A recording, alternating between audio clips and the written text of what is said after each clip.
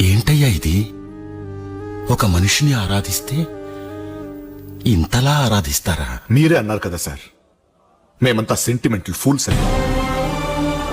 మా తెలుగు ప్రజలు ఎవరి మీద అంత త్వరగా అభిమానం పెంచుకోరు.